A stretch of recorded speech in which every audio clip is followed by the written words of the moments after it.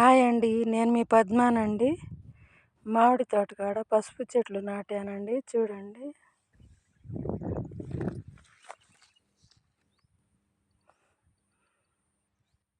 ఎంత బాగున్నాయి చూడండి. ఎంత బాగా మొలిచినాయండి. పెద్దగైనాయి చెట్లు.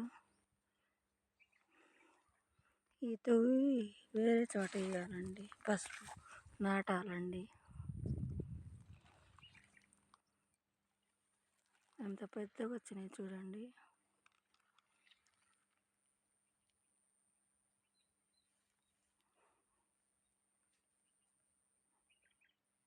పసుపు చేలో ఉంటే మంచిదండి. లక్ష్మీ తల్లి ఇంట్లో, ఆ గౌరీ మాత ఇంట్లో ఉండట్టేనండి. పసుపు అందరికీ ముత్తేది కదండి. అందుకని నేను నాటానండి పసుపు చెట్లు. చేలో ఉంటే మంచిదని అన్నారండి పెద్దోళ్ళు. అందుకని నేను నాటానండి.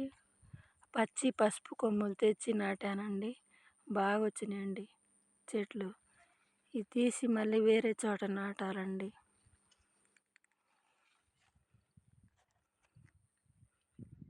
ఈ కొమ్ములు ఎండబెట్టి ఫస్ట్ ఉడకబెట్టాలండి. ఉడకబెట్టి సన్నగా కోసేసుకొని ఎండబెట్టుకొని గ్రైండర్కి వేయాలండి. గ్రైండర్కి వేసి ముందు అమ్మవారికి కొంచెం పక్కకు తీయాలండి. ఆ గౌరీమాతకు, లక్ష్మీదేవికి, సరస్వతీదేవికి.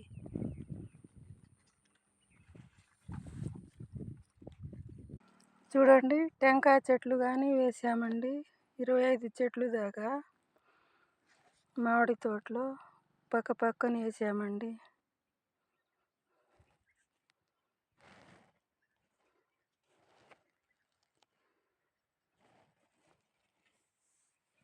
పసుపు ఎందుకంటే నాటిందండి, అందరికీ మొక్కేదానం పసుపే కదండి. అందుకని నాటామండి. నా వీడియో కనుక మీకు నచ్చితే లైక్ చేయండి, షేర్ చేయండి, పక్కన ఉన్న బెల్ బటన్ కొట్టండి. ప్లీజ్ అండి, లైకులు చేయండి.